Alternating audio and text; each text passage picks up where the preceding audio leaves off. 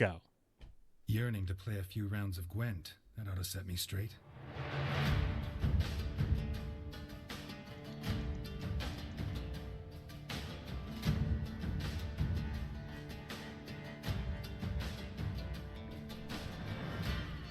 It's Commander's Horn, episode 93. We continue down the darkest path before the light of homecoming with torches set along the way by one man, guiding us safely from the dangers that lurk in the dark unknown. The man himself, CD Projekt Red Community Manager and Leak Master Pawel Burza, will join us tonight on this very special episode of Commander's Horn.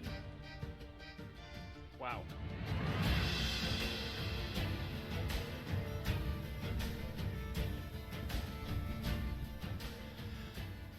Good afternoon, my friends, or evening, if you're in Pawel's case. It is September 20th, 2017, which, if you've been following the news, is 33 days away from the release of Thronebreaker and Project Homecoming. A release date of both games have been thrown out there, and the man who said it in the latest Gwent development video joins me today. Pawel Burza, welcome to the show. Hello. Glad to be here. It's so good to finally have you on the podcast, which I think is kind of a weird thing to say, right? We've met so many times, right? We've been involved in lots of events. I've been on your stream. You've been on the podcast as a cameo. But to actually have you as a guest on the podcast, for some reason, it's just so long overdue. That's true. I remember talking to you. I was like, come on, when? Yeah. Let's do it. I know I'm busy, but it was about time. Yes, you are busy, and we're going to talk about how busy you are. Exactly. What's going on? I remember the last time I was thinking about having you on the podcast, you were on another show like that week. And I assume I don't want to spread anybody too thin or put you in the position to say no or yes if you're super tired. So this just kind of feels like it just lines up at a great time because the news is starting to flow. The conversations are starting and we're getting very, very interested in, the future of Homecoming, and the stuff that we've seen so far is only whetting our appetite. So hopefully we can talk a little bit about that. But most importantly, I'd like to talk about you as well, as a lot of people know what you do, but maybe not as much about who you are. So I think that's important because, a lot of people talk to you, and I would like to think that you should be treated like a human being, as sometimes people are not generally treated that way on the internet. So we can get to know the human being and not the leak bot, Pawel Burza. How's that sound? Sounds good. I just see that in chat people are saying that my volume is low, so I'm just letting you know okay. about that. Well, yeah. I'm going to turn you up. And let's blow their ears away. Yeah, I think that's good. I'm glad that you caught that, and I'm glad that it was caught. Pawel, you want to say one more quick thing, because I think I got you turned up a little bit here. Okay. Chat, can you hear me? Lovely chat people, can you hear me? I can read you, so if you can hear me, tell me that you can hear me. All right, it's good, and I made you a little louder. Better. Good now. Good now. Okay, so that's good. So this is a very special episode of Commander's Horn. It is brought to you on my channel here live at McBearded, twitch.tv/McBearded. Commander's Horn is recording on Thursdays, as we are doing now, often starting between 3 p.m. and 6 p.m. Eastern Standard Time, as we are doing right now. I like to offer some flexibility sometimes to some European guests or some extra busy people. You can find all episodes at commandershorn.com and subscribe to us on iTunes and pick up our feed. And this week's show is brought to you our Commandos, as usual. Commandos! Of course, these are our patrons at patreon.com/commandershorn. We have a new rollout of stuff coming for Homecoming. Because I think a lot of stuff is coming for Homecoming, coming for the podcast, coming for me. Pawel, I feel like I'm coming out of beta. How do you feel? How do you feel as this deadline approaches now? Do you feel like this is going to be a new age, or is it going to be business as usual for you when it comes to managing the community? I can stop riding my bike and start eating, as people say in the comments, finally. Yes, #feed Burza. Well, I'm going to ask you about that too. All right. But so I think that I just want to get started talking with you guys right now, with you, Pawel Burza. So it's great to have you on the podcast. So after this quick break, we're going to talk to Pawel Burza, his life, CD Projekt Red, and a little bit of Homecoming as well.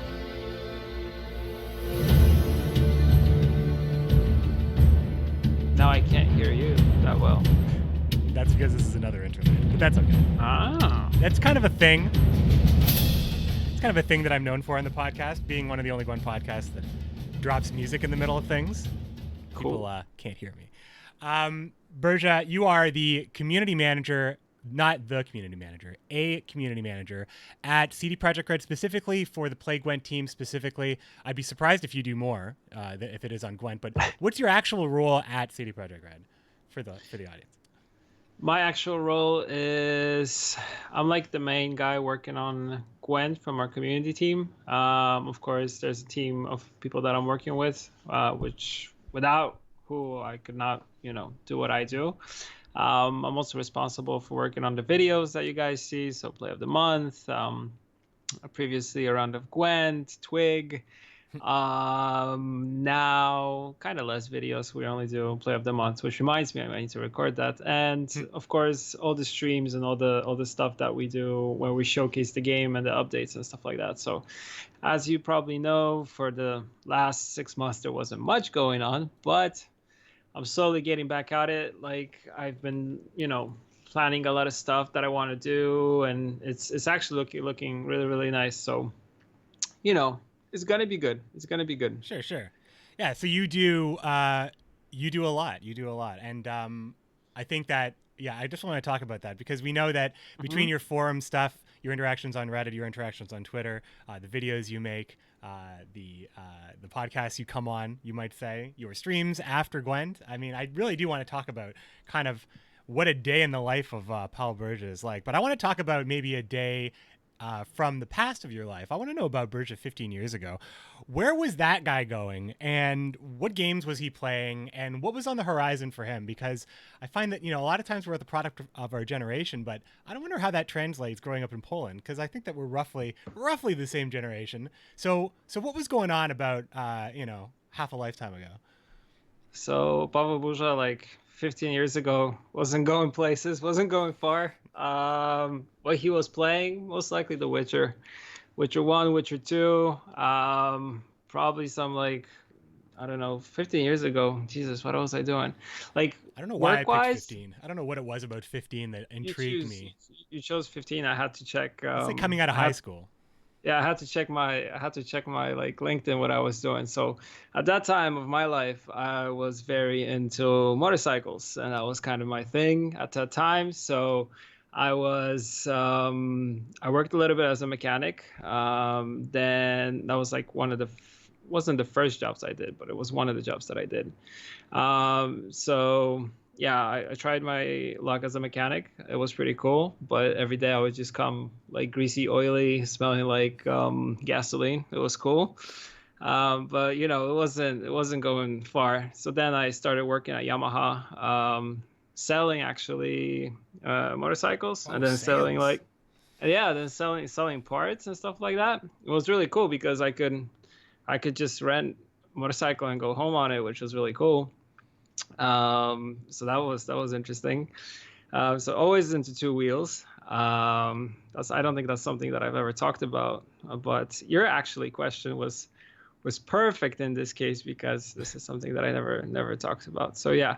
Then I in between, I was also into, of course, into playing a lot of games and stuff like that, but I didn't have much time for it because I was also studying at that time.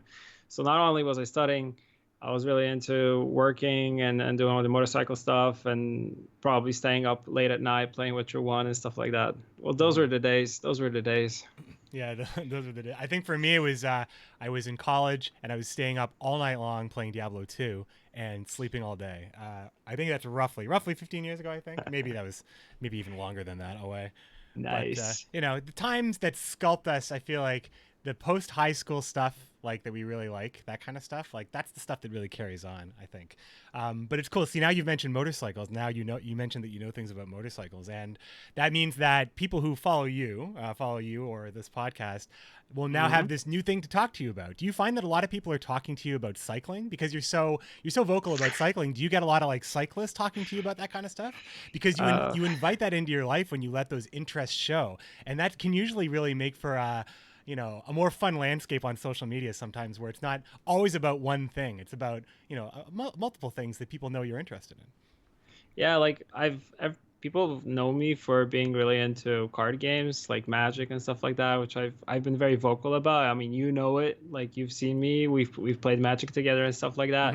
I'm always been into card games. That's why I got easily so involved with Gwent.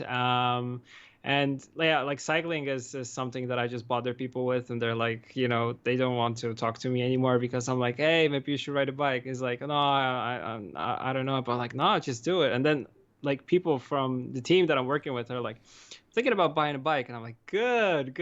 So what do you need? I can help you. I'm here to help. Like, you need any training tips? You need anything like that? So yeah, it's pretty cool. It's something that has always been like with me. I've like previously I've done like BMX and then I did like mountain biking. Now it's road cycling. So I've always been into like doing crazy stuff. So it's fun. So yeah, if it's got two wheels, you want to ride it, and you've ridden it almost. That's almost everything. That's pretty cool. Yep. So okay, so Cycle Master Burza, and also now of course the Leak Master, as you are the most front-facing community manager. One could easily say when it comes to the Gwent team, people see you at events, hosting the events. Of course, you are the centerpiece in almost every video that has ever been made of Gwent, and of course, like since the very beginning. In fact, the only video I can remember you not being in was the original closed beta original reveal of the artwork of the borders, and it was actually Luigi and Christine Steimer. I think it was like the day before. It's like the day before open beta or closed beta launched, which was almost 2 years ago, on October 25th. That's like the only stream I can remember, and after that, you were in every single one. So exactly. You are a featured player on the Gwent team. But what were you doing right before you started at CD Projekt Red? And what was it like to be hired by CD Projekt Red? Like, describe that moment. Where were you in your life exactly? That was the time where my daughter was born, so I wasn't really working a lot. The only thing that I was doing at that moment is I was actually teaching English to people. So I was pretty much going from like, office to office and helping people with English who are kind of like, they're working on these corporations. They're starting interacting with people who don't speak Polish, only speak English, and they have to communicate in that language. So I already had my degree in business English, so it was a lot easier. I just came in and helped them out. So that was pretty cool. It was totally different. And then there was also a short period where I started like just writing articles just to get more money out of it. It was articles regarding e-commerce and stuff like that. So it wasn't like they wanted someone to write in English, so it was quite easy for me. So I jumped on that. So I was trying to kind of like catch multiple things. And then, there was this ad on Facebook that they're looking for like a community assistant, something like that. I'm like, yeah, easy. Let's try it. And I applied. I went through multiple tests. I got to meet Marcin Momot, who was working on The Witcher 3 at the time, and I came in right after the launch of Witcher 3, so I pretty much got to work on the expansions, so Hearts of Stone and Blood and Wine, and that was a cool experience. That's really cool. So when you were hired, you were part of like a staffing up of the release of what would be Game of the Year, Witcher 3 Wild Hunt. So that was kind of like right around that time. You had played Witcher 2. I imagine you were a huge fan of Witcher 2. And so like generally you had just a love of video games, and you felt like it kind of lined up with what your skill set, and also I imagine English is a huge asset when you need to work for an international company like CD Projekt Red. But in general, I find when I travel in Poland, I don't think I've ever really found very many people that couldn't speak to me. It seems like English is very popular in Poland. How young, like, is it? It's offered in schooling. You also mentioned business English. Is this like a separate thing that you can take in school, or is it mandatory at all? Oh, this is something that you can like specialize your studies to do, like, English with business vocabulary, so business focus. But you can also like choose to go into interpreting and translation, or you can choose to become an English teacher, so teach kids, and the business part was always, the most interesting because it focused on stuff like media, like, how to communicate, Communicate. in. Delicious. I'm actually thinking about cake because it's Amelia's birthday today, and we had so much cake, and I ate a ton of cake today. Oh yes, happy birthday. Yeah, happy birthday, Amelia. Um, yeah. So I always like the part of like communicating, and I always like the thing about cultures and how you communicate in different cultures, that there are these things that you can talk about, things you can't talk about. So that was always interesting for me. So I was like, oh, okay, cool. So the idea was, yeah, if I ever finish these studies, I could probably teach people business English, which was a big thing at that time because, yeah, corporations were kind of, trying to come into Poland. And when they come to Poland, they mostly come to Warsaw since it's like the capital. So we have all the big companies here. So all these people were trying to learn the language. So I could kind of jump in and do this as like a part-time job thing, and then also take care of my daughter, who was little at that time. She's 4 now, so she now kicks ass. She also rides a bike. That's nice. Yeah, that's great. So you're getting them started early. That's how Exactly. That's how we do it. As far as so being a fluent English speaker and also being kind of the face of the community that talks to most of the world in English when it comes to Gwent, CD Projekt Red being based in Poland seems fairly isolated when you think about kind of the landscape of game development. A lot of them are located in the west coast of the U.S. and California, of course, in Japan as well. Poland is not really, you could say, like a hub of game development. What's CD Projekt Red's relationship like with other gaming companies, if you can even answer this, but any information? I'm just curious, just because of it being a Polish company. It just kind of is it's a shade of difference when you look at something like U.S. based stuff. Yeah, we're kind of isolated in some way. I mean, before, like if you look at The Witcher 1, people didn't even know what CD Projekt is. Like people in Poland knew what CD Projekt is because The Witcher is something that is embedded in our culture. It's not like something that is here because, yeah, some people read the books. It's like it's part of the culture. Like when you're in high school, it's mandatory reading to read The Last Wish. So you have to go through all those short stories and you have to read them. And it's a real thing. So people, they're instantly jump into this and they feel like it's part of them. And then when we started making the games, and when the games started, coming out, oh yeah, you got the book, nice. Visual aid, just happen to have it there. Yeah, yeah. And then when the game started kicking it off, like the first Witcher was kind of still isolated. Witcher 2 went a little bit wider because it was on console, it was on Xbox 360. And then Witcher 3, it just went, it went crazy. And we started getting noticed outside of Poland, and we started, being noticed in Europe and then in the States. And it was kind of like, it started like blowing up. I remember when I came into the studio, there was like, I don't know, less than or 300 people working. Now we have like 700 people working. So I have these like things where I'm walking on the corridor, I'm like, do I know you? Are these people supposed to be here? It's like there's confidential stuff here and stuff like that. So that's why you need the lanyards. Yeah, I need the lanyards with the Gwent cards. Inside information. Yeah. When we go to CD Projekt Red, everybody on the team, pro players, casters, broadcasters, we all get lanyards, and I have them here. On those lanyards are the old, well, I can't get them right now, I guess. There's too many things on it. But the old Gwent cards, and they're always Scoia'tael. They're always Scoia'tael cards. Of course. Yeah, that's like the thing. So you see the Scoia'tael card, you see like a neon lanyard. It's, from the original Witcher 3 collector's editions, when you have like the long cards, the extra long cards, the old ways. The tarot cards, as they call them. But yeah, right now I also like part of my job, which is quite interesting, is I get to do the onboarding for new people who come into the company. So new people coming into the company, I get to talk to them about like social media, what they should be doing, what they shouldn't be doing, since the community team is responsible for everything social. Mm-hmm. So it's pretty cool. I get to meet all these people, and then I have this case where I'm just like walking down the hallway and I don't know someone. It's really cool. And we have like, we're constantly like hiring new people, so it's really cool. That's really cool.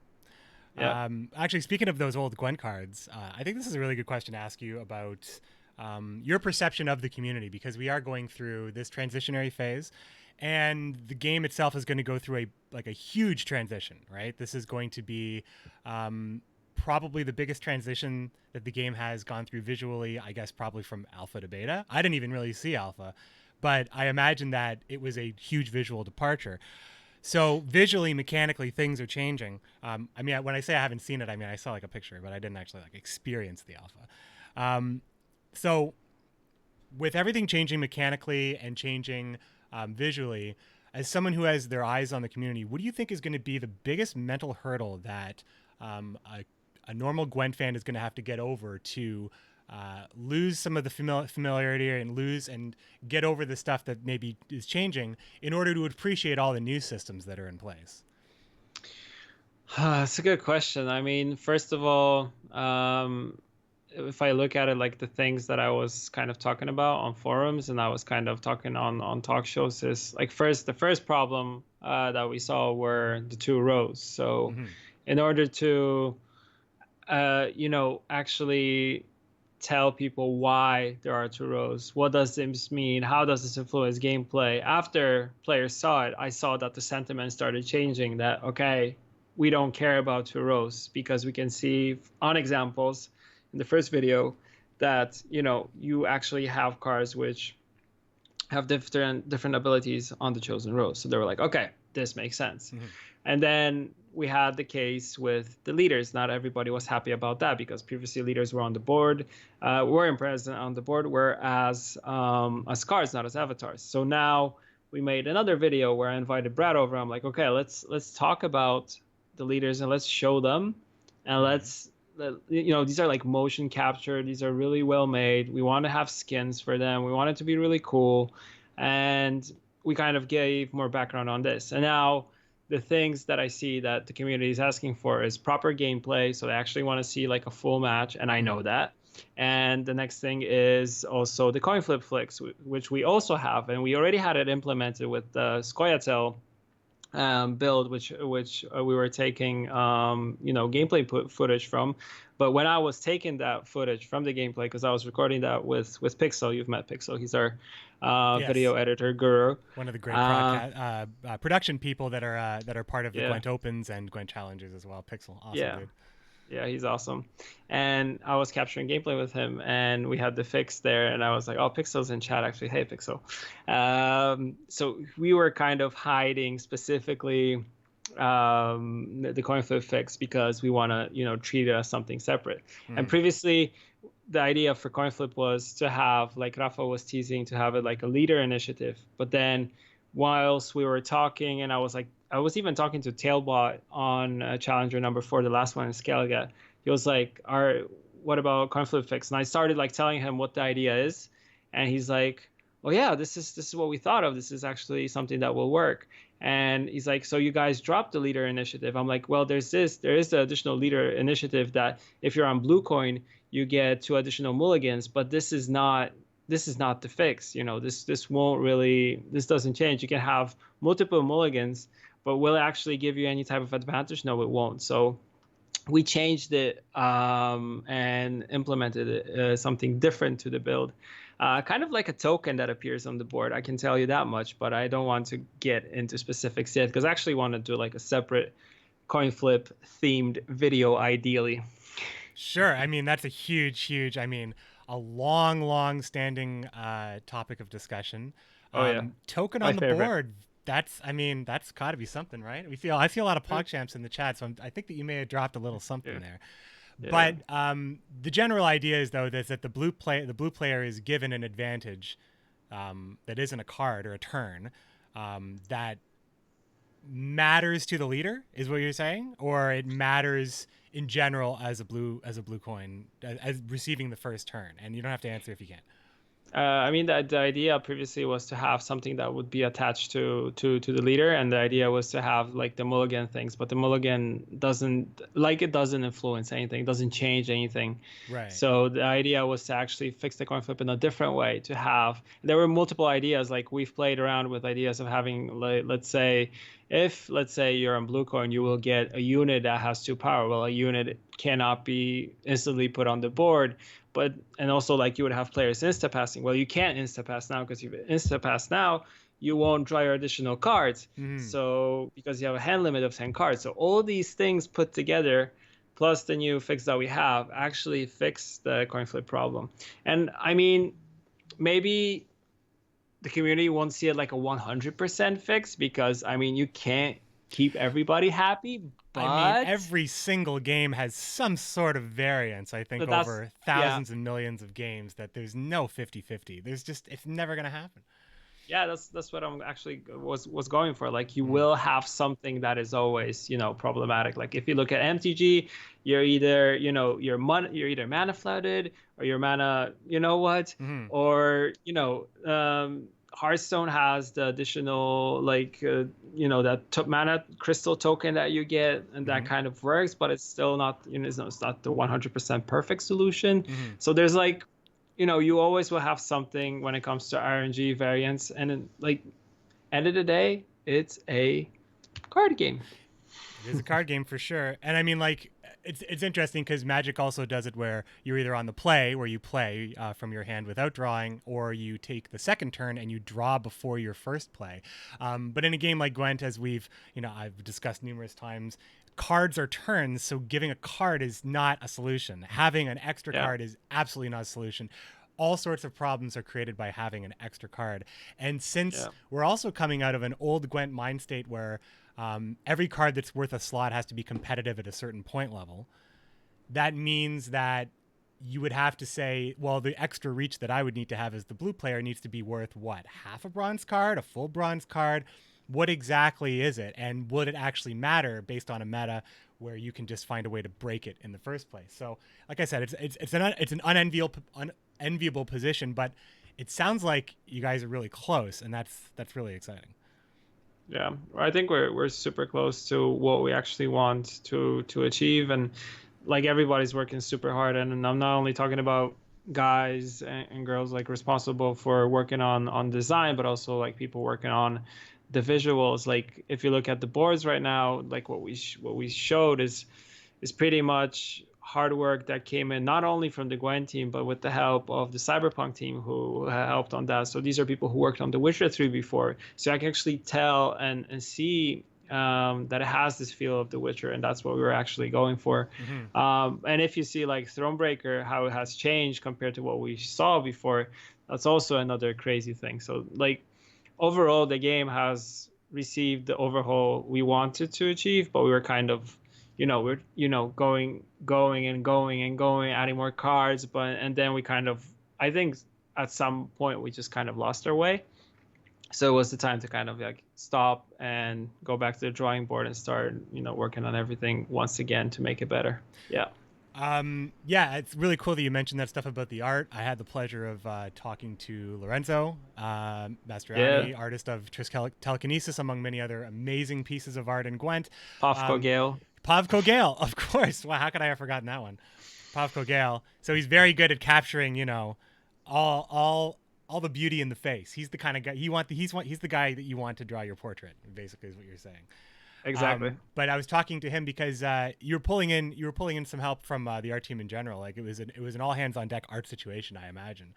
So he was telling me how he was working on some things that he wasn't used to working on, as opposed, because he used to do like a lot of illustration, but now he was maybe doing some other things as well. So I thought that was really interesting, and kind of just shows that the focus on this homecoming period, this 6-month period, is really taken seriously. And I admire the cautious steps you had to take, especially concerning the delay during Gwent Open 6. This wasn't on my question list, but could I ask you about that day a little bit? Or we can just forget it ever happened. No, we can. Let's go. Let's do it. Well, you got the news. I mean, we don't have to get too inside baseball, but I was around. I was around when you were around. Right? You saw it happen. So I choked. It was, well, I don't think you choked. I think that it was just it seemed like it was a surprise. So like, just preparing for that announcement on Sunday, like, what was going on that weekend? It was hard. I mean, on Friday, I couldn't sleep. I was kind of thinking about it, like, what am I gonna say? How am I gonna say it? And I'm known for normally like scripting what I want to say, but for stuff like this, I never want to script it because it's if it's a delivery that's supposed to be like honest and open, so it should be natural. It shouldn't be scripted. So I was like, what am I gonna say? What am I gonna say? And we had the rehearsal, and they had me like take the camera, and I think what I just said, like, shit, I ain't doing this, and I just put the microphone down and I just walked away. I was there for that And rehearsal. yeah, you were there. You were there. I mean, all of you were there. So I was like, okay, back to the drawing board. And then yeah, I mean, it was something that had to come naturally. My voice was shaking. My voice normally doesn't shake in these situations. Like, it's not the first recording I ever did, not the first time I've been like live. So I think it came out natural. I think it came out honest. And I mean, it's part of the job. Like, there are days where you get to bring, hot homecoming news, and you get to throw a mug away. And there are days where you have to pretty much, say, yeah, my bad. Like, we made some mistakes. We need to pretty much take it. And people are like, oh, it's not your fault. It's the higher ups. It's the company. Well, I don't feel that way. I feel it's like we all made some mistakes. We all could have done some things better. And I remember, like, we recorded, like, the first video we recorded, I don't know, 3 times, and we weren't happy with it. Like, if we're not happy with something, we won't do it. And we actually have the saying in the team that if something is, if it's good enough, it's not good enough, because it can't be good enough. It has to be something that we're proud of, that the Gwent team is proud of, and they feel in a way that if something is not 100%, or if if they are hesitant to show it, then we shouldn't show it. And in this case, I'm more than happy just to back out or try to fix it. And if I can't fix it, and it's like last moment, well, then you have to go on camera and say, guys, sorry, I I ain't got nothing this time. But for challenger number 4, it was funny because I could go on camera, I could turn around and say, well, I don't have anything bad to say, and then you have the good stuff come in. Yeah. And everybody's like, yay, it's finally there. So, and with the second video, which I think, because I was like, after all these announcements, our whole team, all the regional community managers, they collect, like, comments and the sentiment from their country and from their social channels. They send it over to me. I try to compile that stuff, make an overview out of it, like state the positive, state the negative, state the neutral stuff, and then I send it over to the whole team. I also send it over to the board members, and it's really cool because they are interested of what people are saying.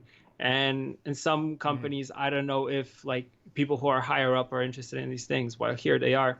So I always, like, try to make these as detailed as possible, send them over, and then we kind of know what to fix. And we could actually tell that based on the first video, the things that were problematic, we could address these things in the second video. And then after the second video, we saw that the sentiment was changing and it was shifting, and the things that which were problematic in the first one were not a problem anymore. People started, liking the leaders a lot more, and seeing more of the design, and seeing more like the visuals, that they're more polished, that there are new VFX. Of course, we're still missing some things. Like, people are saying, well, the cars feel like, like paper, and they don't drop on the board. Well, they don't have the animation yet of them actually hitting the board, which is something that we're working on. There's also, we're not showing weather effects because they're still not being finalized and stuff like that. So all these things are things that we're working on, and we already know, based on how the community reacts, and then we're able to pass on this feedback, which is really cool. And I like this process overall. That's great. Yeah. I'm actually curious. I had another question about the feedback process. And again, you don't necessarily have to answer this, but I'm curious as to, is there ever a conflict between community feedback and, or let's say strong community feedback? Let's say there's just a lot of people saying something and it's really hard to ignore. Is there ever any like severe conflict with the information that you have to bring to the design team based from the community? How do you filter that? Like, how do you I guess take all those raw materials and build yourself something nice to kind of present to the development team to address the concerns of the community? It's difficult. I think it's the most difficult part because I've said this like numerous times. As a community manager, you're always the bridge, and the bridge has it the hardest way because you have, you're trying to pass on information to the dev team, and you're trying to pass on information from the dev team to the community, and you're trying to find, you're trying to find a way to all of these people to nicely agree and be happy, and so it all works, and it's super difficult because sometimes like the community will highlight something as a problem, and then then we talk to the dev team and they're like, well, we don't see this as a problem. I'm like, okay, maybe look at it from this perspective and maybe try this, and then they kind of see it. But also they're like very good at picking stuff by themselves. They will go on Reddit, they will go on the forums, they will see that something is problematic, and they will address it like without me even highlighting that problem, which is really cool. So they themselves are trying to kind of go out and fish for information, which is good and bad because sometimes you of course can get feedback which is not very valid or which is not very good. So that means you pretty much shouldn't like be listening to that stuff. So you're kind of like, I think it's trying to find a solution, and they're very open to finding a solution and pretty much making the player happy. So it's not very difficult. It's not like I have to go to them like, well, players don't like this and this and that, and they're like, well, we won't change it. Hardly ever that happens. We more will talk about it. They will tell me their perspective, and then if I have this thing that I can actually talk about it or go on the forum or explain our approach, people start to understand a little bit more. So that's talking is key, communication is key. Cool. Yeah. So speaking of fishing for information, can I fish for some information? Yeah, fish. Can we talk about the deck builder at all? Yeah, provision system. Can we talk about the provision system? Because this is something that I feel like I didn't see the official reveal of the information, so I of course don't want to talk about too much without, now with you here on the channel, I feel like it's much easier for me to talk about it. So can you give us an overview as to like how the provision system works? And now I know that specific numbers are still being ironed out.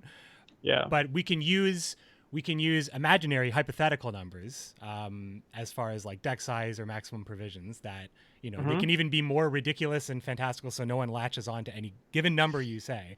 But for purposes of the example, can we talk about how the deck builder works and putting cards into the deck? And let's say I wanted to put a powerful card into my deck. Like, what does that cost me? Well, it will cost you a lot more than a card that is less powerful and a card that pretty much is supposed to be there to just to like, how to say like properly, like it gives the dev team a different way to balance out the game, because normally previously the since Gwent is a card game that has one stat to balance, it's quite difficult. If you look at any card game that is out on the market, you always have two stats, and we were actually testing back when we were working in Homecoming early this year. We're testing an idea of actually having two stats on the cards. And we played this version of the game. We play tested the version. It was pretty interesting because it played in a really cool way. And the design was done in a way that if you place a card on the first row, it would get more power, so you would get more points. But if you place the card on the other row, it would get toughness, so it would be harder to destroy. So you would put engines in the back, and you would put like cards that you wanted for raw power in the front. And also you had cards that if they're put on a specific row, they have specific abilities. They do more damage, or they buff for a little bit more, or they just have totally separate abilities based on the rows. But it started feeling like a very, very different card game. It wasn't, it wasn't Gwent. And I remember like we were talking to everybody. They were like, okay, it's something, it's not the way to go. So we should keep one stat. But we should think of a way, how else can we balance cards? And then Luigi and his team came up with the idea of actually having this system where you balance out cards based on their ability. So if you put some of these cards into your deck, well, it's going to cost you more. It's going to cost you more provisions. Of course, the provision system, which was already like in the closed PTR, which we had, there were some things that needed to be tweaked, and values and numbers. And like we were playing with 30 card decks, but there was like, when I talked to the design team, they were like, maybe we won't do it only 30, we might change it to 25, and then we might tweak the numbers. So these are still things that, you know, are work in progress. And the closed PTR really told us like what's working with the provision system, what's not working, which cards should be more expensive, which should be least expensive, and how to balance all these things out. So based on that, I think now the design team has a wider and a better view how to do it, because it's different when you're playtesting on a smaller group, and then it's different than when you're playtesting on a bigger group. And I think when we have the open PTR, we'll have even more things coming out as to what should be, you know, tweaked, balanced, changed a little bit. Of course, with the open one, we won't be doing like overhauls if people come in and say that, I don't know, they want the leaders to go back to being cards, like something that we can't do, because so much work went into making them, animating them, and so much work went into the art style and on the art direction, all these things. So we can't really go back. But of course, if someone tells us like we should tweak the numbers on this and this and that, then we will do it. Also, like the things from the videos that are being highlighted by players is that some of the cards and their abilities, that they're very simple. But you have to remember that all these cards that you're seeing, they're very, very work in progress still. They're being balanced, they're being tweaked. And if you look at monsters as Scoia'tael, well, these have been played by people in the PTR, so they are being changed by the feedback that we're getting. Plus, the guys are working on the remaining 3 factions, so that also, you know, plays into it. So there's a lot of kind of stuff going on at the same time. It's a difficult job, but it's cool. It's cool. It's cool. Yeah, I mean, it sounds like there's a lot going on. Yeah. So I think one of the things that I saw a lot of on the forums was stuff about, maybe the cards not being as interesting. But for me, I feel like that's not looking too deep into like what that card actually is. So I think that I don't have the list in front of me of all the things that were shown on the video, but I'm pretty sure one of them was Pavko Gale was an example, right? So he had a body of 6, and he had an ability that did 1 damage, and it was an ability that recharged each turn. So that seemed like an interesting ability, a constant threat, an engine in its own way, like almost like a targetable reinforced trebuchet. So that seemed a lot more interesting than maybe a 2-power unit that boosted by 2. Yeah, but exactly. The thing that I think people aren't fully grasping yet, because there hasn't been enough information about it, is the deck builder and actually what these cards cost, where Pavko Gale can be a very good card that could be, you know, middlingly expensive. You could get a lot of value out of it, whereas like a 2-body unit that boosts for 2 might be something it's going to cost less. Much less. Yeah, exactly. Yeah. And the future of Gwent will show that we will need these cards to balance out, you know, what we want to put in our deck. I think that's super exciting. But I also think that the example I was using was like Alchemy, where right now the Viper Witchers are a 5-point unit that deal 1 point of damage for each Alchemy card in your deck. So that's usually 5 plus 10 or 11 is how it is. So if you wanted to add a new Alchemy card in the current state of Gwent, it has to be competitive with Viper Witcher. It has to be competitive with what all the cards allow Viper Witcher to do. And I imagine that sounds a lot more restrictive than having Viper Witcher do what it does and have it cost X provisions, let's say like 10 provisions, but also have like a 1-power Viper Witcher that maybe deals damage due to the amount of alchemy cards that are in your hand already, and he's cheaper because he's worse. He still works. It's still something that can help you fight for a round because your opponent's going to have the low stuff, but you can have multiple tiers of that effect. And like Magic the Gathering does this all the time, right? All the time. Like if I told you that there was a 2/3 with Death Touch and Lifelink, you'd be like, yawn, 2/3s a weak unit, Death Touch and Lifelink. Those keywords are on all bunch of cards. And then I tell you it costs 2 mana. And it's called Gifted Etherborn. It's like, oh, it's one of the best black cards ever printed for 2 drops. Like that's just, it's a totally different thing. Now that card changes the meta it's in because it changes all the decks that can build with it. And I think that's the disconnect. So I really wanted to talk about the deck builder and kind of get your point of view on, do you see the possibilities in the deck builder? Do you see like the possibilities of creating interesting and thematic decks? Is it still all there the way we want it with Gwent, even though there's going to be weenies, like low-cost units in our deck that are going to be less impactful?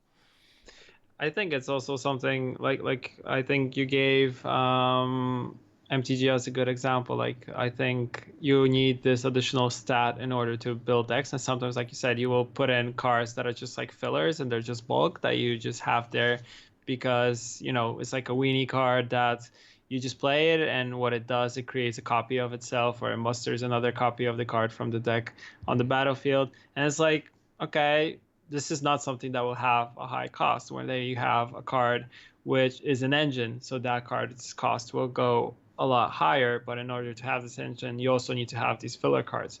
And also it's different when it comes to deck building, because if you look at deck building right now, Gwen, you pretty much, like, the shells are pretty much the same. They get tweaked a little bit. Of course, you're seeing different things at, let's say, the tournament level, but as players playing like at home or on ranked, is pretty much, you know, you pretty much get the same deck being played over and over.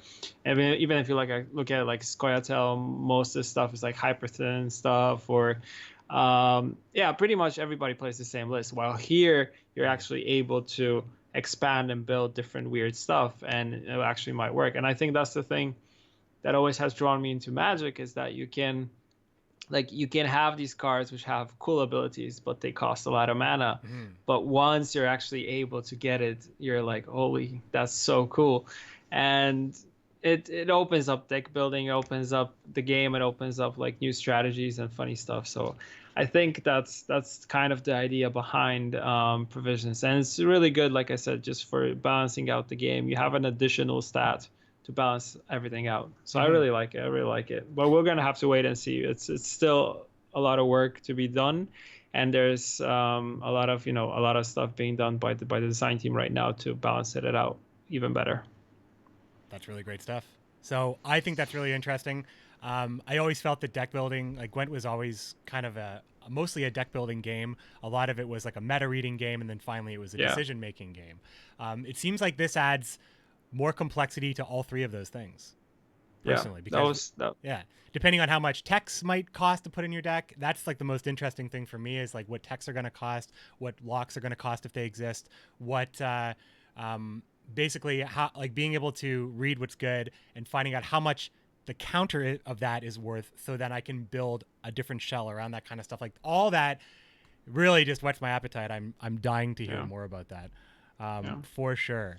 Actually, I'll just jump in. I saw a question from KBT regarding like why we decided to take the power down. I mean, Gwen has been right now is a game where you have a lot of tutors, and when you tutor into stuff, you get just point slams coming in onto the board, and it's something that is not as it's supposed to be. Like, we really don't like games, and Luigi has said this also multiple times. We don't want games to be like super swingy, where it's just going from a lot of points to like destroying everything and then going back to 0 points, and kind of the swinginess of the game is not something that we want. We want something more stable. So the cards, their overall power went down, and also the amount of damage things do, like Azure Thunder hitting for 5, or Buffco Gale only hitting for 1 but doing it every turn.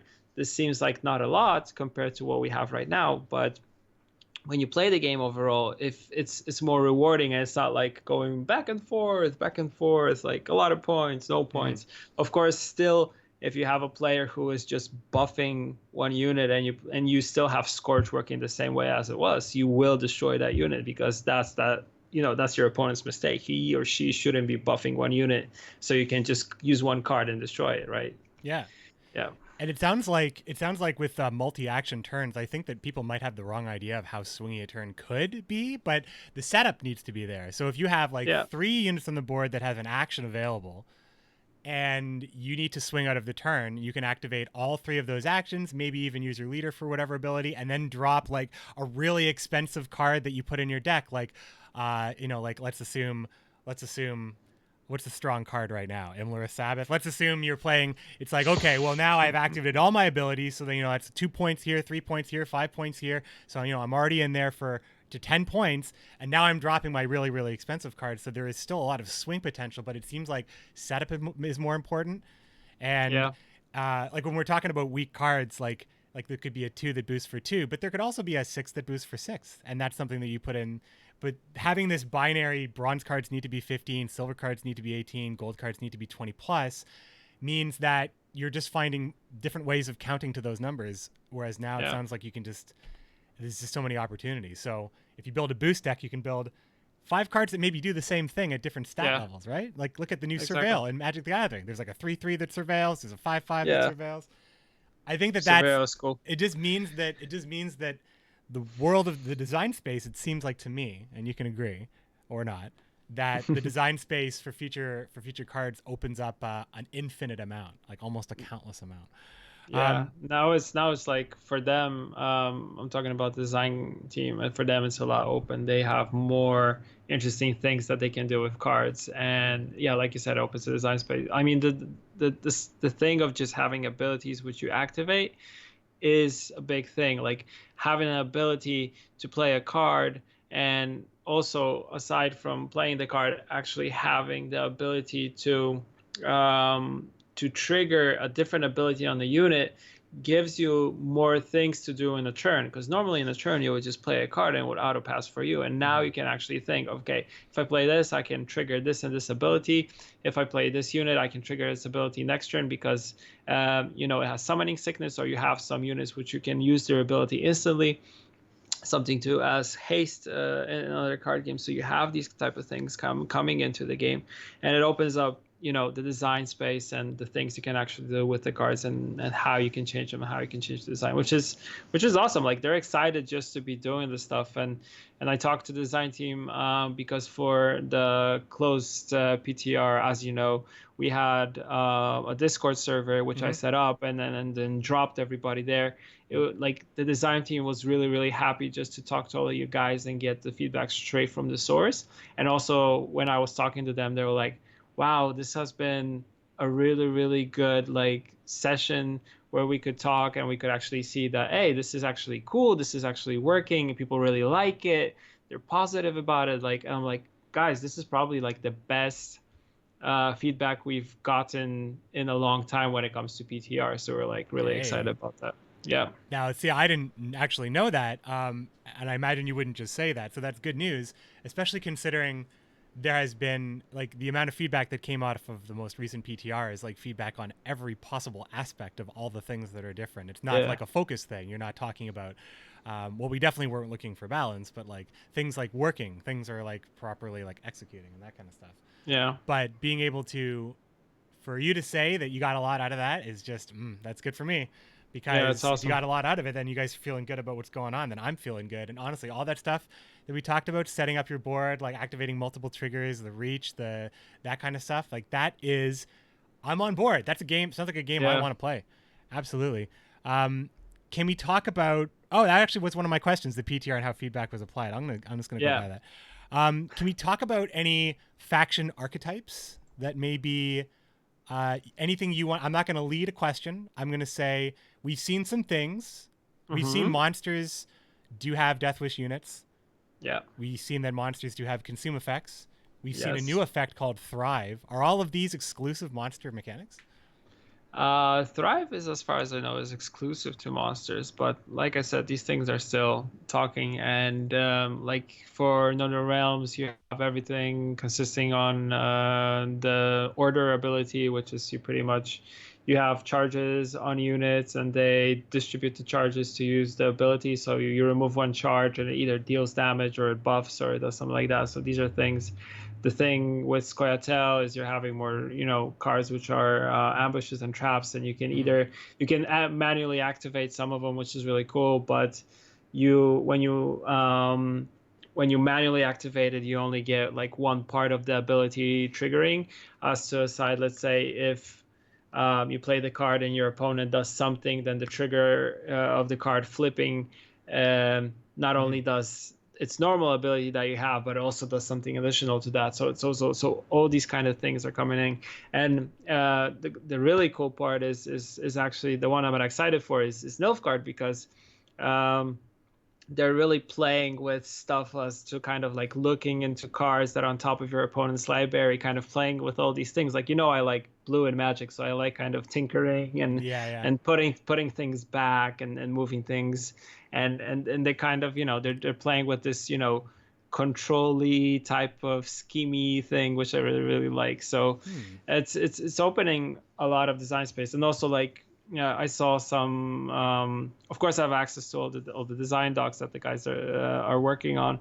I saw like cards that deal like X damage, and where X is the number of units you have in your graveyard. You can probably think of which faction that plays into. That sounds pretty cool. Yeah, so these things sound like pretty cool, and you will have factions that have really cool stuff, which is totally different and which you are not used to. Yeah.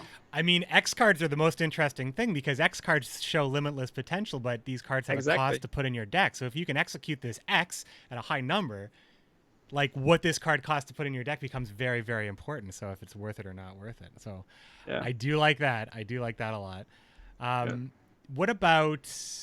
What about any other factions that we don't know anything about? I mean, you did mention a little thing about Northern Realms and Nilfgaard. What about Skellige? Is there any little hint as to what we can expect Skellige to keep doing that we love them for, or maybe like a new thing? Graveyard stuff for sure, self-wounding, all those things. Big focus on resurrection, and of course, like anything with regards, like I was mentioning, the X damage for the number of units in your graveyard. You can actually guess that this is like, this is something that is going to be for Skellige because they always like graveyard interaction. And Oh, I thought it could have been monsters. it was actually I was going for Skellige. Oh, yeah. Because like Morntart kind of does like eats the stuff out of the graveyard and stuff like that. Yeah. Very interesting, given that's a Skellige. Nom nom. Yeah. Yeah. Really cool. Okay, so that's awesome. And I want to ask you one more thing about you. Again, I want to come back to Pawel Burza, the man, because I need to understand how you do it, how you do this all, because you're on Twitter, you're on Reddit, you're on the CD Projekt Red forums, you're in the especially in the Ask a Dev thread. You do teaser videos, you do official videos, you are in events, hosting those events and admitting those events, which means that you work on the weekend sometimes. Yeah. As well as producing these videos probably take a lot of time to finalize. Plus, like I said at the top of the show, you make time to come on community shows like mine right now. It seems like you might be spread very thin. Of course, you mentioned your daughter, you have a family at home. How do you, is this just the nature of your position? Or do you feel spread too thin? Do you feel like this comes with the territory, this is what I have to do? How do you take all that, and the biking, and also filling the small spaces in between all of that, biking at top speed? Basically, how do you feel about that level of work? It's pretty much it's systemizing everything. I get up very very early and I go early to bed. Simple as that. Mm-hmm. Like that's the most simple thing. Like I used to like have this routine of staying up late, staying till 1 a.m. and playing games and being kind of lazy and slobby kind of, let's say. And what I started doing this year is just, wake up 6:20. Eat your bowl of muesli, which is good. Take a shower, get on the bike, go to work.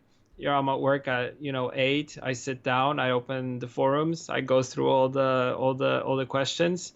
8:30, I'm already set up with a couple people who also come at 8 to get coffee. So I'm really into making coffee right now. So I have this little barista fetish thing going on. Oh, that's really cool. So, Coffee's so important, man. Coffee's so important. So I make 5 coffees in the morning, and then we go back to it. And then pretty much around around 9, 10 people are already in the office. That's when the meeting starts. That's where people are like grabbing you, like, hey, look at this. Can you look at this? What's your opinion on that? Can you, we're working on this. What do you think about this? How do you think the community will react? And it starts, picking up momentum and going and going. And then when you're finished after a whole day, you're kind of like, okay, I need to get home. So you get home, cycle back home. So it's like, I already started counting these things. So you do 15 in the morning, you do 15 going back home, and then you go out on a 70 kilometer ride and you have 100 that day. So 100 is a good day. So you do it every second day, because you can't do it every day, because you also need to have time for your daughter. So exactly, right? Family that's time. what you need that time. So that's where you make room for that. And aside from that, you try to be, when you're at work, you're just trying to be focused and be 100%. And of course, with cycling, it keeps the mind fresh. But if you overdo it, you kind of go like, yeah, you get stuck in a rut. So yeah, you always have to remember to regenerate. But yeah, that's pretty much, if you start, getting the momentum going, and the weather was nice this year and stuff like that, so you could actually do all these things. So you come back home, it's like 9 p.m. So you either watch something, you play a game, or you jump on like on the interview if someone really wants to talk to you, or if you want to pass on some information, so you do it. And then 10:30, 11, you're just like you're just dead. You just log off and you go to sleep, and then the day starts again and you do it all over again. And it's fun. It's just fun, like keeping the momentum going, and having this freshness of mind, and the freshness of the body is really good. And people are like, oh, you look so sick, you look tired and stuff like that. My family's doing the same. They're like, oh, you look sick, you're probably wrong with you. I went and like got all my tests done to the doctors. They're like, man, you're like super healthy and all that. I'm like, yeah, exactly. See, it's Good working. news. The whole idea is it's working. The whole plan is good. So what is hashtag? Is this what hashtag Feed Burza is? The fact, I love it. I love it. because I mean, I met you in person in January of 2017, and let's just say you have lost a lot of weight. Not that you were a big guy by any means, but you've definitely slimmed down, and it's clear that you're exercising a lot. But do people think that you're not eating? Is that the thing? Yeah, people think I'm not eating. There was a really bad rumor, which I had to like get rid of very quickly, that I'm sick, that I have cancer and stuff like that. God. These are serious things which like you shouldn't be even like typing or talking about. Bad juju, guys. Don't even talk about that shit. Bad juju. Yeah. So I instantly went and said like I'm fine. I'm just doing a lot of exercise, which is good for me, because it's helping me with coping with everything that is going on in my life, and it's also helping me with everything that is it's helping me with the whole homecoming situation. Because if you look at it from my perspective, I was living the dream. We were making videos, we were making twigs every week, where we were thinking of funny intros, we were making play of the months, we were thinking about expansions, adding more cards to the game, and then doing like streams and staying longer at work and doing those streams. And there was this momentum, and there was this hype, and there was this like, we're doing cool stuff. We're working on a game that we haven't worked before, because this is a multiplayer game. It's not a single player game. It's totally different, and we get to explore these new things and do awesome stuff. And then it's like wall, and I'm like, but why are we doing this, guys? It's like everything's great. It's like, and I remember like this when I first heard about it, I was shocked. I was silent. I was like pretty much silent. I didn't know what to say. People were like, "Hey, are you okay?" I'm like, but where did we go wrong? Yeah, I mean, what happened? And then I remember like talking to Rafael. You've met Rafael. He's like a dad to all of us. So I was kind of like, I'm like, but everything's fine. He's like, no, it's not fine. We're trying to tell ourselves everything is fine, but we can make it better. We can go back to the drawing board. We can make stuff better. And then I started talking to him like, yeah, we had midwinter. It didn't go the way we want. Sentiment started going down. Players weren't happy. We were simplifying stuff. We weren't going the right way. Maybe it's actually, time to do it, but it's going to be a hard 6 months. So like, I need a hobby for these 6 months. I need to do something. I'm like, well, it's been some time. My daughter's bigger, so I could probably, start going back to cycling again. And I started, and this year was just like crazy.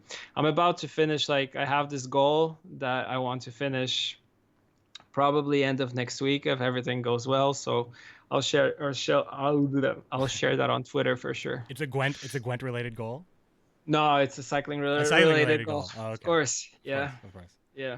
So okay. Well, I'm sure it's got a lot of zeros on it, and I'm sure it'll astonish me as someone who takes transit everywhere. It's not that big, but it's gonna be cool. Cool. All right. Well, let's see. Let's see. Did we talk about everything that you wanted to talk about, Pal? Is there anything that you wanted to add to the discussion about Homecoming or add to the discussion about your time and your life at CD Projekt Red that we can have a discussion about? Because otherwise, I got a couple of questions that came in from my community as well, as of course the chat's constantly asking things, so you can pick and choose from there if you wanted to talk to them. But the floor is yours. You said you had time, so Yeah. yeah. Let's jump into the questions. Let's see. Like, I think I'm done. I won't be talking about, cycling. Someone said 1,000 kilometers. 1,000 kilometers is not even the amount I do in a month. In a Yeah. month, I do from 1.5 thousand to 2,000. So that's not a lot. I mean, yeah, like what is that? Yeah, kilometers, right? I mean, Yeah. it's like Yeah. it's like 1,000 kilometers is like a 10-hour drive in a car or so, roughly. If you go to the speed limit, I guess. Anyway, Yeah. we'll get to the questions. GuloX2, who is a streamer who streams so much Skellige. This guy has thousands and I thousands, know. over 4,000 Skellige wins. Has a question saying, I'm quite interested in any news on the maintenance or expansion of faction identity and what is being done to keep factions balanced and unique, if you can answer that question.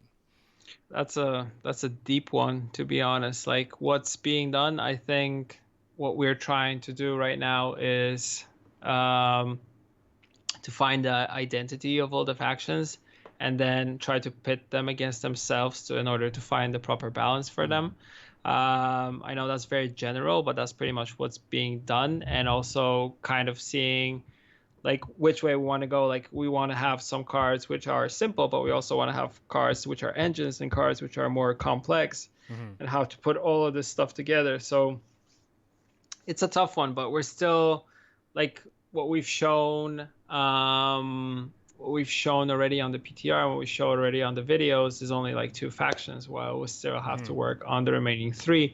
So getting those finalized, getting like new leader abilities and checking how they work, and it's a really long and painful process for the team, because they need to take a lot of stuff into account. And also we're gonna probably need to test it on a bigger group in order to get like more valid feedback. So yeah. So there's a lot coming in the future It's a lot. for that. Yeah. I have another Yeah. question Plus, here. Oh, yeah. Plus we need to start, thinking about designing stuff for the future, because that's also coming. And like before we went in with Homecoming, we already were pretty much done with the next expansion, with the next faction. And now we need to go back to the drawing board and do it.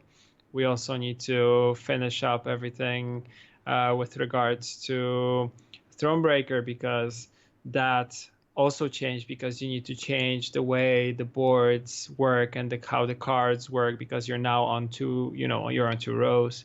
So that's a big change already.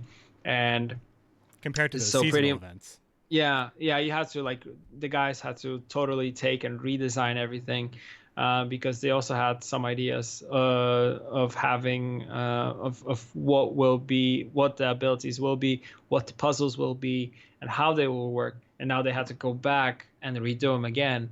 But I mean, Stormbreaker right now is just super awesome. And I'm not only speaking from the perspective of it plays awesome, it's a really cool, you have cool like puzzles, and you have cool different single player tailored, battles, but you also have the world, the exploration. The story is just amazing, and it has the Witcher feel to it. So when you play it, and when you're like an hour and a half in, you get this plot twist that pretty much like hits you like a wall. And I'm like, yes, this is like what we're signed up for. This is CD Projekt Red. This is The Witcher. So I think players will love it.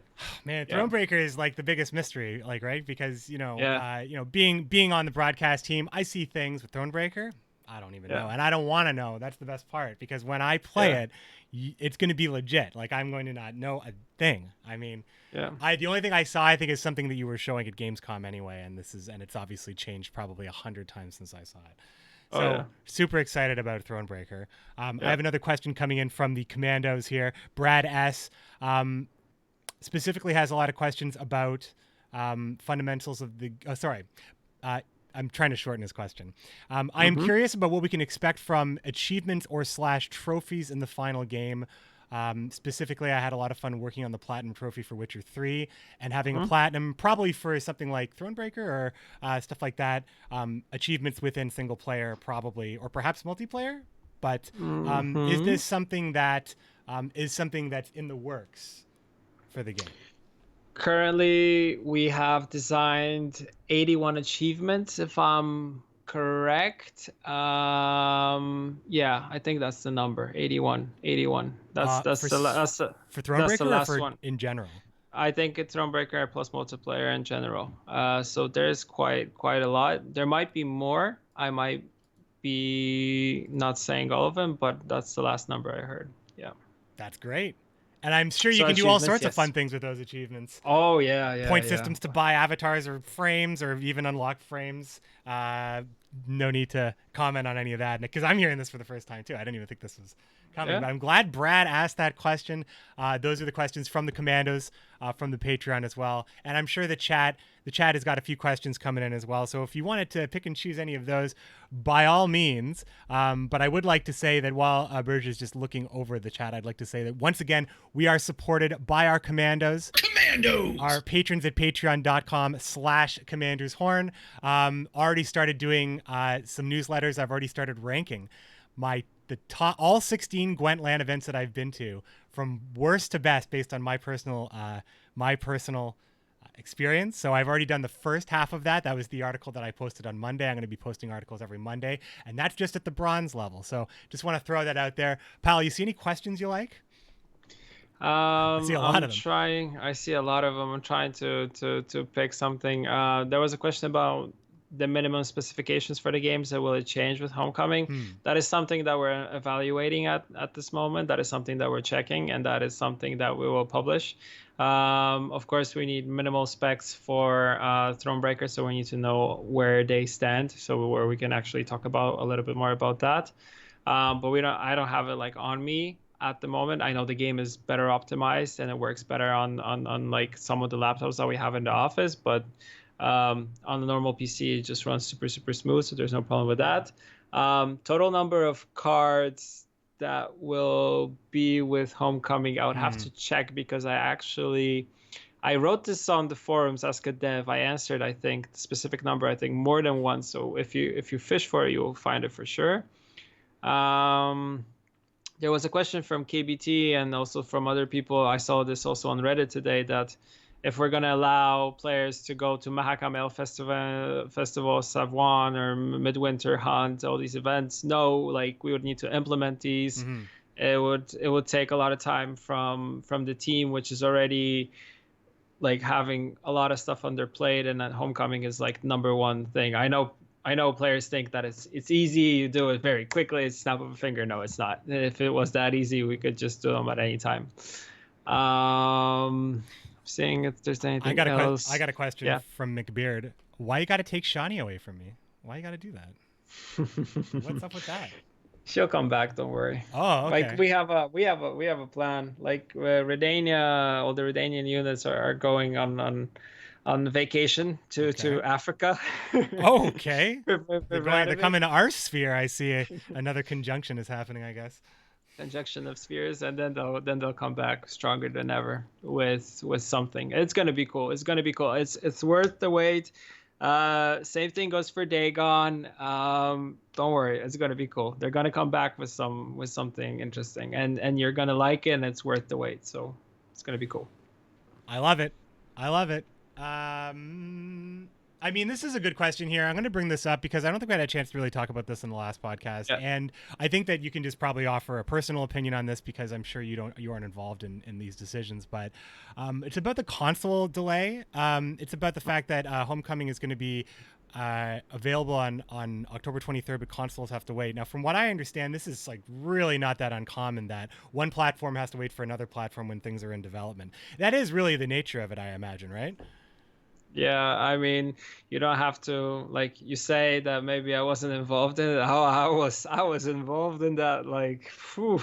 Oh, pushing. It was over like this. No, I wasn't pushing against. I was pretty much in, let's say, the team, like how is it gonna, like, for me, the most important thing is, can we deliver the game in the 6 months period? Is like, yes, we can, but we will only need to have it on coming out on PC, because PC is on GOG. It's our platform. It's easier for us to do anything on it. It's easy for us to tweak. It's easy for us to update, change, and stuff like that. While with third parties, well, certification, going through builds, sending them back and forth, changing stuff, implementing stuff. It's a really, really, really long process, and it will just take more time. So we're kind of thinking about, like, should we wait, or should we make it on time and then release it on PC, which we knew the backlash was going to come from console players. Where remember, like, the first time we were talking about it, I looked at everybody in the room, and this was like a high level meeting. I was like, whoa, guys, we're gonna get in trouble for that. It was like, let's think of ways how we can mitigate this, what we can do, how we can fix this in order for everybody getting pretty much the same treatment. And if we deliver the game, but it's in a different time, players should understand that it's because of certifications, because of different things. But still, in this time period, like, seasons will be going on in the same way, so you'll be able to get the seasonal rewards. You'll be playing a different version of the game, so you'll be playing the version that is currently here. But additionally, we should be giving players kegs. I know kegs is not something that is it's kind of like a consolation prize. I wasn't like this is something that I always like try to state when you have these meetings. I'm like, if we make a mistake, we can't be making up our mistakes with giving people stuff, because that's not how it should work. It should be more in a way that we treat people fair. And this is something that is embedded within the culture of our company and what we do. We always put, players and gamers first. So we need to think of a way to explain this, why we're doing this, and that we can make it on time, but we're going to have to launch on PC and then do the other stuff for consoles separately. So I think we managed to explain ourselves, and it went pretty cool. And I think it'll be fine overall. In the end, I think it will work out. I mean, if it gets us a better game, it speeds up timelines and stuff like that. Yeah. I mean, I think that's yeah. Speed is important. So there's that. Let's see. I actually have another question for you, because I mean, of course, I'd be talking to community members a lot on the podcast. I want to get them their information about their stream. Of course, everybody knows you, Burza, but you actually also stream Gwent from time to time. Mm-hmm. I got to ask you, when you do these streams, what normally is like the big highlight for you? Obviously, you get to play Gwent and hang out with the community, but like, I would say, let's say, what was the highlight of your last stream? Like, where do you find, because I imagine that a lot of people are asking you questions about PTR and Homecoming, like, a lot. I've been in the channel. I've seen, you talk pretty openly about the stuff. You'll often reference the stuff that you've already answered on the forums, so people might be able to get that information from you where they may have missed it in other places. But you don't do the streams to give information. You do the streams to hang out with the community. So kind of like, what's the highlight for you when you stream? Like, for me, the purpose of doing like the private streams where I'm doing just from my home is the idea to answer some of the questions that are being, because what I've seen as working with the community, you will always get questions that will come back, because there's only some portion of players which are logged on the forums and read this stuff. There's also a lot of players who don't read that stuff and don't have time for that, so they will most likely come and watch the stream. So for me, I just come in and answer questions, but it's more of a thing that you get to hang out with the people for some time, and it's like, it's really cool. I never thought about it in this way, but even when you're doing like a private stream, you have the same people coming back, and they're coming just to like hear you talk about cycling, which maybe for them is interesting, maybe it's not, and maybe it's just to interact with the person instead of, and the game is just kind of, you just play it in the background, throw cards. I'm not even high rank because I don't play a lot of like current version Gwent, because I play, Homecoming and Thronebreaker, because these are things I need to see for myself, test. I want to be very knowledgeable and about it because it's part of my job, so I focus on that. But the best part, I think, is just hanging out and talking with people, and I like sometimes just getting simple questions like, what's your favorite food? Or I had someone come in and ask for like, cycling tips or stuff like that. It sounds cool. Like, I don't consider myself like being a pro in that field, but still, if I can help someone talk about some not Gwent related stuff, it's cool. It's fun to hang out with people in the internet, let's say. Right on. Yeah. Man, there's so many questions that have come in. Is mill going to be a thing in Homecoming? Is that going to be? No. Okay. No. That's go away. Me. That's go fine away, with Mill. me. We asked that. Let's see. Were there any other ideas or concepts that were interesting for the future of Gwent, I guess, when things were being planned, that were ultimately scrapped? You already talked about some of these, so you don't have to elaborate really, but if there was anything else that maybe was like scrapped on the way, something like that? Thinking. Like, I already talked about the second stat thing that we're right. playing that was around. A big like one. That was actually a huge piece. Nothing comes to mind, to be honest. When I have this mentality that when something is something that we're not doing and we decide to scrap it and not do it, and it just forget about it, right? Yeah, wasted mental space. Yeah, wasted mental space out. There's a lot of questions about dates, about things occurring. I imagine I'm not going to be asking those questions, guys. Things are going to happen when they happen. One last question here from LineTie14. This is actually a great question. What is the influence of the Witcher franchise in Poland generally? I guess since it rose to fame, and all the way to the point where maybe it rose to fame in the gaming world.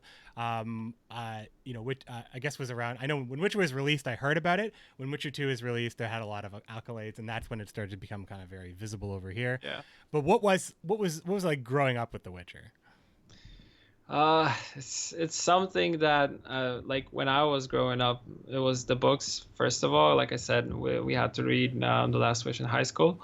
But then we also had the funny, which you can still watch on YouTube, is the Witcher kind of TV show that we had produced here in Poland, which was quite funny. Yeah, the Hexer with the golden Borg with like super bad animation. That's like a highlight. But we used to watch that. Like it was cool because it was taking stuff that we read in the books, and it was made into a TV show that was super awesome. And then having the games were like, holy, they're bringing this world to life, and you can actually play the character, interact. The storylines were great, the quests were great. It was deep, it was dark, it was the same shades of gray that you have in the book. So I like The Witcher in Poland is considered a national treasure, you can say, because it's something that is like embedded here, and it's crazy. Yeah, right on. All right, guys, I think we're going to wrap it up. Pawel has given us almost an hour and a half of his time, and that is supreme. I'm going to say that, well, actually, Burge, we talked about your stream. Where can people find you streaming? I'm sure people know of you on Twitter, but where can people find you streaming when you're streaming Gwent? Or just whatever? go to twitch.tv/Burza46. 46. Best number. What is the history behind 46? 46 is connected to 9-time world champion Valentino Rossi, who's a MotoGP rider that has been riding for so many years, and he still got he still has the energy and stuff like that, even though he's over 40, and he's like the GOAT, the greatest of all time, and he has been a big inspiration as to when I was younger, to pursue your dreams, do what you want in life, and just choose a route and work hard, get it done. And yeah, that's also where the earring comes from. He has a similar one. It's like the same thing. Right on. Yeah, I got it as a kid, and I just kept it. Yeah. It all comes back to cycling. It Yeah. all comes back to cycling with Pawel. No, it's not cycling. He's a motorcycle rider. No, I know. It so- all comes back to cycle. Like it comes back to 2 wheels, right? Two wheels, Back to 2 exactly. wheels. Yeah. All right. Well, you are watching this podcast at McBearded, twitch.tv/McBearded, where you can find this podcast every Thursday. And of course, streams returning on a much regular basis once things kick into gear with Homecoming. Can't wait. Oh, I can't wait. And of course, you can find me on Twitter at McBeardCH and McBeard on YouTube, where this is posted every week as well. And we'll wrap this here. Tweet at us at Commander's Horn, or send any emails you want to commandershornpodcast@gmail.com. And thanks again to the Commandos at patreon.com/commandershorn. Pawel, thank you so much for coming on the show. It was great to finally have you talk about you, get to know you, and of course, kind of a little bit more inside look at the development of Homecoming. You really helped me make a great show today. Thanks again. Thank you for having me. All right. So that'll be it for me. Pawel, stay on the line, though. I will. But that'll be it for me. So thanks so much, everybody, for joining. Until next time, best of luck on the path.